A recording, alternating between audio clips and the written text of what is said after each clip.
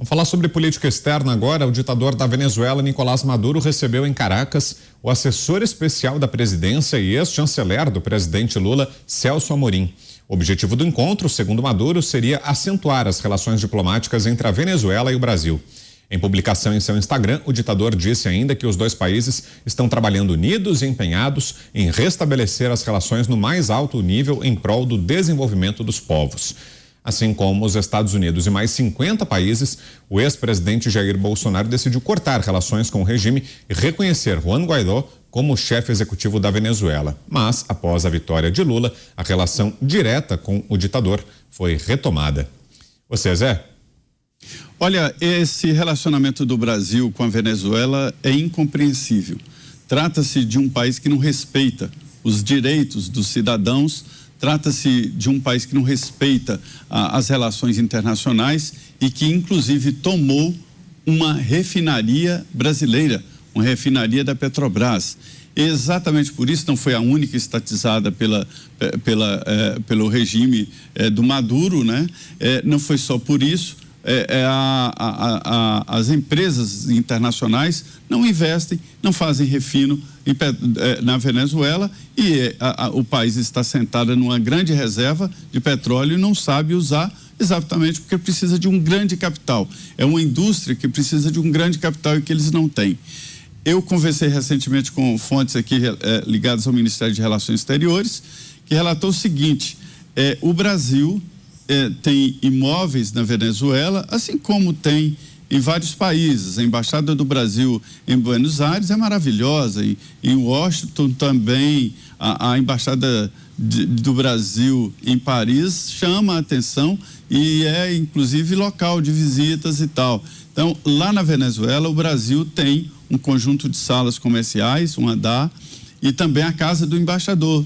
E para você ter uma ideia da situação, lá estava abandonado, alguns até com invasão de salas e de locais lá do governo brasileiro. Então, o Amorim, que é um assessor para assuntos internacionais do presidente Lula, foi chanceler brasileiro, né, no governo do PT, ele está indo desbravar o indesbravável. O que o Brasil ganha com esta relação e com este apoio a Venezuela? Isso chega a assustar. Diga, Pavê. Ô Zé, o Amorim foi em nome do Lula para Venezuela para expulsar sem teto de um imóvel desocupado? É isso aí? O PT foi lá para arrancar sem teto de um imóvel que estava lá desocupado, é isso? Eu não sei, olha, informações da Venezuela são muito fechadas, eu não sei exatamente com detalhes, mas estava tudo abandonado, não tinha ninguém do Brasil lá. Devia deixar o pessoal morar lá, não é? Justiça social, poxa. E aí, qual é que é? Aí eu vejo, né, teve publicação no Instagram do Maduro. Eu fiquei surpreso que o Maduro tem Instagram, né? Lá, o arrobado dele, arroba Nicolás Maduro, tá aí, ó, arrobado, Nicolás Maduro. Tem 1.100.000 seguidores, mas não é verificado. Se você quiser fazer uma permutinha com o Maduro, ele tá tuitando direto aí, ó. Olha, influenciador digital? Influenciador, blogueirinho, ó. O blogueirinho falou o seguinte, né? Retomar relações, falou em alto nível, falou em defesa dos povos. Aí eu pergunto, que povos? Dos povos? Que povos? Dos povos escravos da Venezuela? Retomar relações. Relação do quê? De calote? Alto nível de quê? De canalice?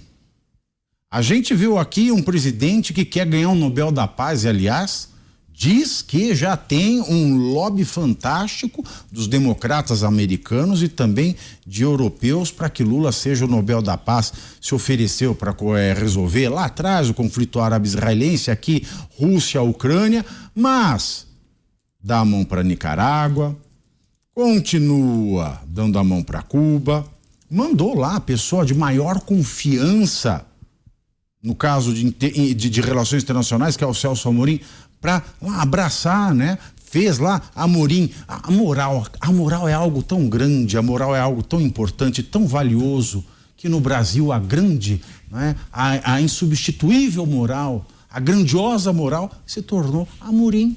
se tornou Amorim. E veja, fazendo ainda post, né, de blogueirinho para o Instagram.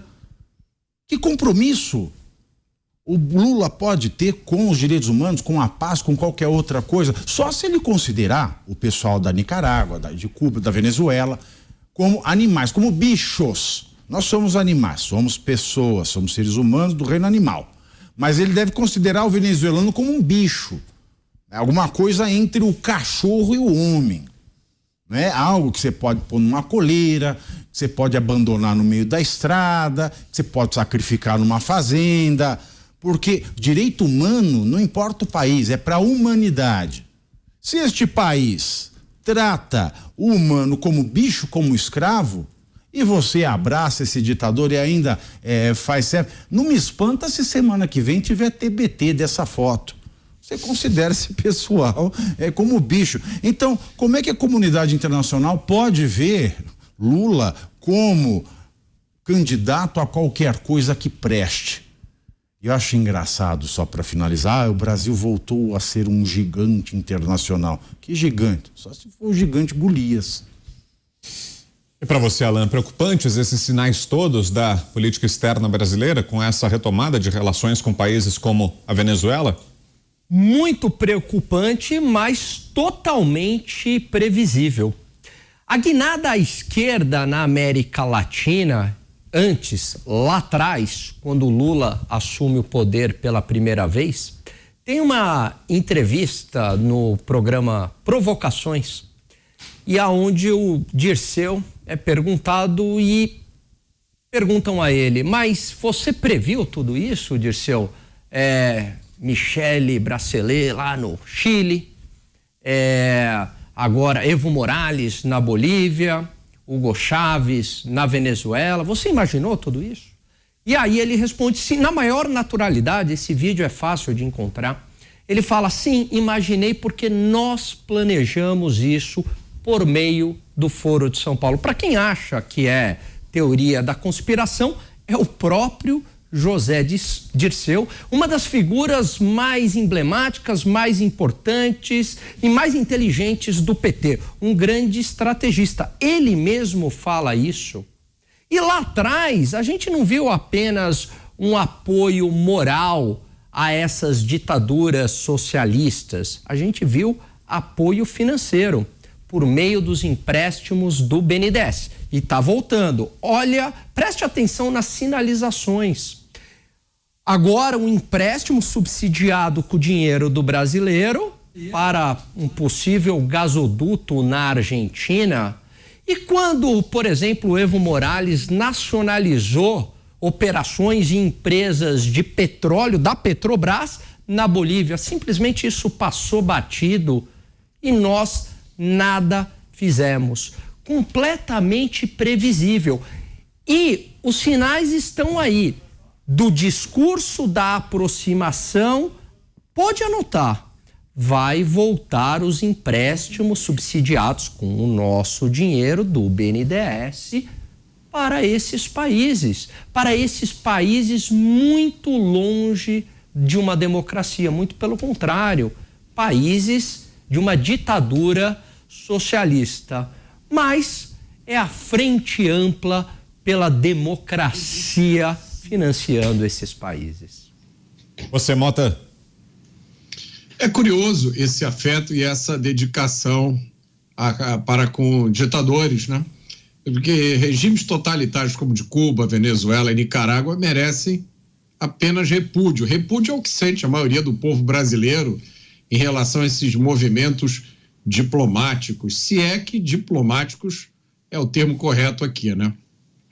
Nós já fizemos uma sugestão de CPI, a CPI sobre o MST, que foi aprovada pelo Congresso.